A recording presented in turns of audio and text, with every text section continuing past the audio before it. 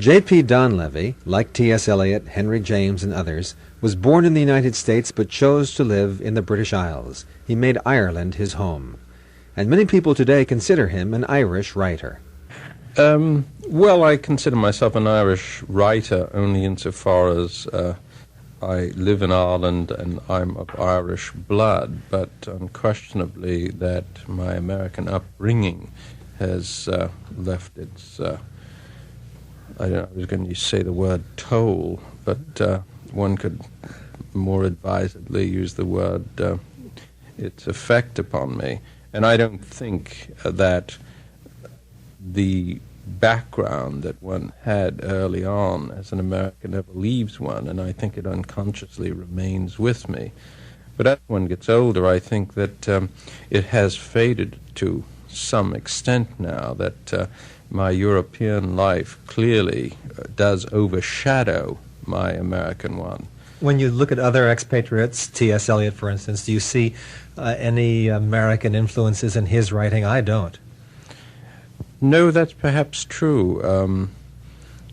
That's perhaps true. I still think that I have a very strong American influence in my writing, simply because nearly all of my books do indeed profess American characters, with the only exception is the Beastly Beatitudes of Balthazar B., which is exclusively a European book and has and nothing. It's awfully, that book is very much concerned with death, isn't it? Well, it does have death in it, but a singular man, George Smith, an American setting, New York City, is, of course, far more concerned with death than I think the Beastly Beatitudes of Balthazar B. But what I get from you is the hell with schools, Irish writers, American writers, writers about death. It really doesn't make any difference that a writer writes as he must and that's it. Is that a fair statement of what you're thinking? Well, I don't quite... What do you mean by that? You mean... Well, do you believe that writers should be compartmentalized, as so many professors like to do? No, I don't. I think a writer's basic position is that anything in life is a possible part of his work. I think that anything he sees, or whatever happens to him, and so on and so forth, this is all your kind of energy as well as your tools. You know, I'm a little bit surprised at your manner, if you don't mind my saying so. J.P. Donleavy, well, what words go with him are usually used to describe him? Lustful, buoyant, nonconformist, and yet meeting you in person I have the sense of a rather quiet, controlled, very dignified individual. Somehow there's something incongruous. Well, I think that is true. It's all according to which books people have read. I don't think it contrasts much with the picture one might get of me as the author of the Beastly Beatitudes of Balthazar B., or, say, A Singular Man. It certainly contrasts with The Ginger Man and, say, Schultz, my most recent book, and partially, perhaps, with other works. The Saddest Summer of Samuel S., probably. I'm not exactly what that book might describe its main character as being. But I don't think any author really can be that closely mirror his work. I think, like a reporter, he, stands apart enough so that nobody could really decide what he's personally like. After all, we're talking about your fantasies here, not your real life. Well, authors don't fantasize that much, because there's nothing you can put down on paper that hasn't gone either through your mind or that you've been impressed by, and that, has... Indeed, you may think you make up certain things, but you find that you don't. Nothing is really that invented. Let me argue with you using your own words. You said fiction is a watered-down version of reality. And here I think you're saying that your fiction is really a heightened sense of reality. Well, if one were to kind of write the facts of anybody's life, it gets so bizarre, it becomes unbelievable. Frequently, I think a good fiction writer is somebody who does indeed put the facts in kind of a way that the mind can absorb them in certain atmospheres, certain settings, and so on. And I think that just the sheer horror of reportage on any particular character would indeed defeat its fictional intentions. Mr. Donleavy, did you hear a story about Princess Margaret while visiting Chicago, referring to the Irish as pigs? Yes, I did. I heard it even from Europe. I mean, newspaper reporters, one or two, did in fact telephone me. That must have created quite a rumpus. Let me quote to you from The Ginger Man. Sebastian Dangerfield says to a young lady he meets named Mary, "You don't want to marry an Irishman. They come home and they come home drunk and beat your head off. Pigs. You don't want that, Mary." Well, that's perhaps Princess Margaret read The Ginger Man then. But I don't think any Irishman would take exception to being called a pig simply because, being an agricultural country, farmers have a high regard for the pig. Now, you're being facetious, of course. Not exactly, no. I don't think that, I suppose that there is some superficial Irishman these days who perhaps might take exception, but I don't think that's that. Well, let me pose the question this way. Have you become so Irish and so accepted in Ireland that you can talk about the Irish as if you were 100% one of them? Well, I'm not considered by the Irish as being 100% one of them, although indeed I am from blood and origins, and I sometimes do profess the actual facts of one's existence, being an Irish national as I am, and I do sometimes decide, well, I'm the one who can declare myself an Irishman, probably more than most Irishmen, simply having had 1,000 years of ancestry in the country. You were born in the United States, chose to live in Ireland. Your children born in Ireland chose to live in the United States. Bit of an irony there. Yes, that's true. They've more or less reversed what indeed happened to me. Having gone to Europe, they've both come back here, much to my surprise. Do you ever get rather bored or tired or vexed with having written what has to be called a cult novel? The Ginger Man is definitely a cult novel. And I think probably when people introduce you or when they first meet you, that's probably the association, the Ginger Man. And you've written a lot of other books. Yes, that's true. I never mind this at all. I'm quite flattered and delighted. Well, what would happen if you went up to Norman Mailer and said, "Oh, yes, you're the fellow who wrote The Naked and the Dead"? Well, I'm sure he'd be quite pleased as well. I don't think so. This is, I suppose, part of an identifying matter. It's simple for anyone to say, well, this is J.P. Donleavy, he wrote The Ginger Man, and then everybody understands more about this man. Equally, you could say to a lot of my readers that, here's the man who wrote The Destinies of Darcy Dancer Gentleman, and you'd get just as kind of, perhaps as enthusiastic reactions. No, wait a second, I have to argue with you there. Well, you talk about your readers, but surely people who have only read The Ginger Man are your readers, and that, I think, may be the majority of your readers. That's perhaps true, but I, of course, hear differently since people write me letters, and I have perhaps the only idea myself about what my public is, more so than someone else who, interviews me. I find that if I were to analyze, as my various fan letters, the books which do produce the greatest mail, it's not The Ginger Man. All right. Which produced the greatest mail? Well, I'm trying to think which one now. Say one book of mine which is surprisingly widely read with many, many admirers is The Onion Eaters. And that's not a book that's as publicly known as The Ginger Man, whereas it's regarded as being wilder, more insane, more fantastic than The Ginger Man is, being set in Ireland in a big Irish castle and so on.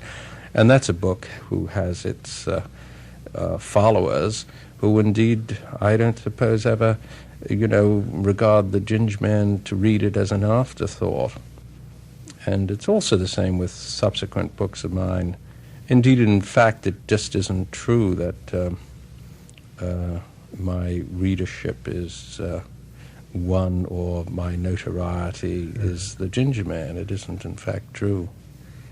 There's a new cult novel, well, not so new now, but there is a cult novel in the United States now called The World According to Garp by John Irving. And a few months ago, when Mr. Irving was in town here in Washington, I had occasion to go and hear him speak, and there were people who also came to hear him who were wearing a T-shirt that said, "Garp lives." And it struck a sort of note in my mind I really couldn't figure out. And after a while it came to me. 20 years ago, people were wearing T-shirts that said, "Dangerfield lives." Well, I've never seen any of these T-shirts, and I haven't been aware of that happening, actually. Well, what I'm simply saying is that there are books that spawn industries of their own. Yes, that's probably true. I think the Ginger Man is a book that certainly is something that has left an indelible impression upon people who have read it at a certain time of their lives, and it's more or less stayed with them. I cannot figure it out, really. We're talking about The World According to Garp. The author in that book describes a hero as one who had a lifelong bad feeling, and yet there's so much enthusiasm about it. In The Ginger Man, well, one well-known critic said about The Ginger Man that it's a book without hope. Would you agree with that? Not really. I would think The Ginger Man is a kind of a book which proclaims what? It doesn't really proclaim anything, but I don't think it's a book without hope at all, and I don't think it accepts life, and probably Dangerfield sees life in its reality in terms of what's happened to him, mostly that he wishes that he'd been given a private income along with a good set of teeth, and his upbringing and so on, and finds himself that he might indeed have to go and work for a living. And he is struggling, I think, to take up his position in the respectable class, as it were, and this also involves having a private income.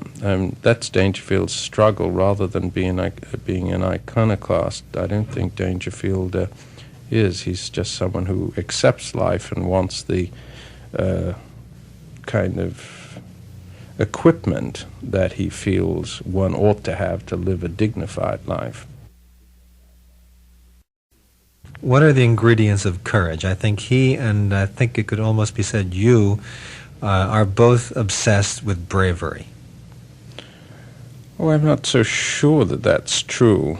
I don't think especially. I think one is more obsessed with the fact of watching out for oneself rather than bravery. I mean, bravery is nothing else than a kind of it can cross the borderline into foolishness, I suppose. Well, who was it who said about you that Donleavy is concerned with finding people or portraying people who can stare unblinkingly into the void? Well, I'm not sure that that's true. I think one's aware that you have to cope with life, and in coping with life there are certain principles you've got to act upon, one of which I certainly firmly believe is that you've just literally got to adhere to whatever codes have been perhaps implanted in you from an early time, even that may be a criminal code, but nevertheless something that you're probably is instilled into you by parents or your upbringing, and you kind of stick to these things. If you go to see a play, normally if the play takes place in a house, in a home, it takes place in a living room or a sitting room where people do the bulk of their conversation. But if you read a Donleavy novel, well, so much of the action takes place in kitchens, bathrooms, and bedrooms. Yes, that's true, and that's where people live, and that's where your most profound moments often occur. What rooms of the house interest you the most? Can we name them? Can we rank them? Well, I think the bathroom is certainly an important part of the house. I mean, it's where one does kind of perform certain things which, keep your life well disposed. Bedroom's another place where children are conceived and so on. These are all pretty profound areas in one's life. Is it true that clothes make the man? Can you tell a great deal about a person from the way he dresses? Well, clearly people think that this is the case, but and it is perhaps the case in places like America. It's certainly not the case in Ireland, where clothes are generally secondary, especially to Irish farmers, and you can never tell an Irish farmer's wealth or anything else much about him by the clothes he wears. But I think that is a thing that perhaps does occur. I know you're very interested in the way your characters dress, and you describe it at some length. Yes, indeed. I think that this is, in terms of somebody's life, perhaps a very important thing. It's coloration, and certainly it's probably different from my own interest in clothes, which is practically non-existent. But if you were writing about yourself, you'd take a harder look at what you're wearing. I probably would, yes. Yes, I think that I pay much more attention to what people wear in my books than I do to what I might wear myself. Tell me about your attitude regarding feminine liberation, because I think that there are a lot of feminists who are very angry with you.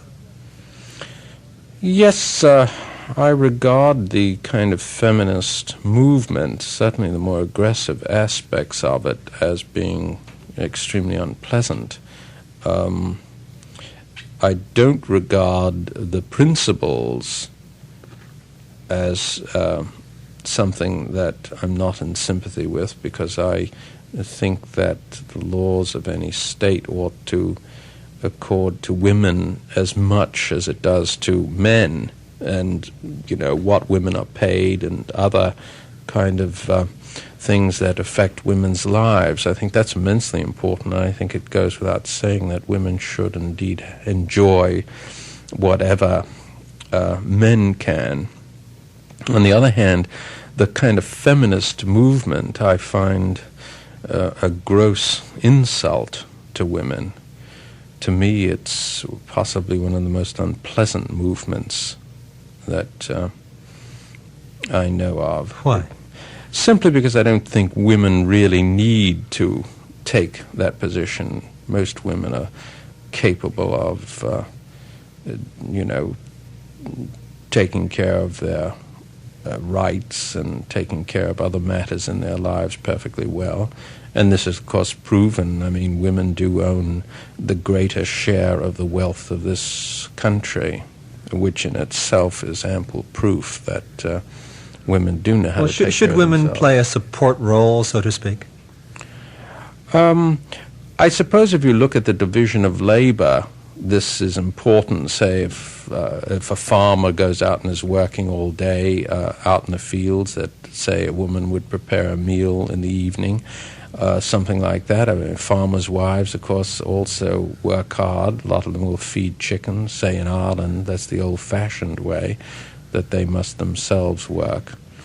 And on those grounds, I think it's a natural division of labor. Unquestionably, there's also the case, too, where a man does work, has a job, supports his family. I don't think there's any doubt that a woman who then sits at home complaining and nagging is, an unfortunate situation, and the husband ought really to think of getting rid of such wives. You have been criticized for finding humor in cruelty.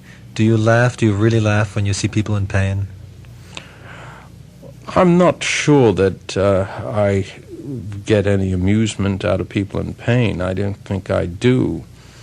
I can think of a kind of primitive Irish aspect of this, that the Irish do regard, say, someone with a severe toothache in the west of Ireland, someone would laugh at somebody who was really in great agony and pain. This isn't my own attitude. A national characteristic, is that what you're saying? It could be, yes, a very primitive one. But my own is that I personally am able to kind of, suffer a pain without, I never make any attempts to alleviate pain that I suffer. I don't take anesthetics if I go to a dentist. Nor, however... That's bravery. We were talking about courage before. That is real bravery. Not exactly. It's simply because I know that the administration of Novocaine and things like that are highly risky and can be unpleasant, and I prefer to suffer the pain rather than to suffer the thought of the unpleasantness of drugs. Which side of the Atlantic do you find is more hopeful? Where do you think there's a greater future? Well, I think perhaps one would have to admit reluctantly that it's in America, simply because America has done its worst now to other lands, and the worst things, a lot of the worst things of America have now infiltrated other lands, whereas Americans themselves are becoming more conscious of protecting certain things, say the environmental business is important, and there's perhaps more hope now in America than there is elsewhere. I'm a little bit surprised to hear you say that. I thought you were going to say, well, at least in Ireland, for all the problems there, the human spirit sings, there's more poetry, there's more idealism. No, I think most idealism would be found in the United States simply because Americans are a spiritual race, which would surprise most people. They regard America as a materialistic land, which of course it isn't, simply because Americans have got all material things. And I've long held to the opinion that America is where people do think of matters of the spirit, and that's why you find Americans going around saying that I'm unhappy or looking for happiness. Europeans don't look for happiness at all. They look rather for refrigerators, bigger cars, all the material That's an old criticism of Americans. Maybe it's passé now. Yes, I think so. I think Americans do not look for material things. I think that they do have fears, however, possibly one of the biggest being, when they get sick, ill, as they get older. And doctors' bills probably frighten Americans more than anything else. What are you learning from this tour of the United States and being interviewed by people like me in various and sundry cities? Well, you do wake up each morning knowing less and less about America. Well, that's actually what the tour does, is that you discover continually how little you know, and whatever you do know, how little you can kind of deduce from it. Does everybody ask the kind of questions that I've been putting to you? Well, not exactly. They seem to vary considerably. I find that, amazingly, I am asked quite a variation of questions. They've never been particularly repetitive. What sort of question do you find stimulating and interesting that sort of thing that's come up in the last few weeks? I'm probably interested in, say, things political, especially, not politics as such. I'm fascinated by who's going to be the next president of the United States. That possibly above most things. And I dare say people in Ireland are following this particular campaign with more interest than usual. I would think so, yes. I would think everywhere in Europe. I mean, one of the most important things in the world today is who is to be president of the United States. Unquestionably, this changes everything everywhere. No, I mean Ted Kennedy is a special figure in Ireland, isn't that right? Yes, indeed, he is a special figure, and clearly the Kennedys have, through their Irish ancestry, got a position which the Irish no doubt recognize as being associated closely with their country. I've heard it said, excuse me for interrupting, I've heard it said that Ted Kennedy could be elected President of Ireland today. That's conceivable, yes. I can recall once seeing him in Ireland, and he was so mobbed by people that I myself nearly ran for my life. And this clearly is a demonstration that he absolutely attracts the Irish with, a well-nigh hysterical reaction. Well, it's fascinating to see the way you put yourself apart. I sense very strongly that you yourself are more skeptical about Kennedy's virtues and qualities. No, not really. I'm not skeptical of them. I'm fascinated by them, but not skeptical of them. I look upon him and things when hears about him. I'm aware that he's regarded as being one of the best senators in the country. I'm also aware, too, that he has a very kind of serious political attitude as regards the American public. And I'm quite fascinated to see that somebody like him, could possibly be president. Always the observer. That's the amazing thing about your books. Raucous, energetic, and so on. And yet speaking to you, you are a man apart.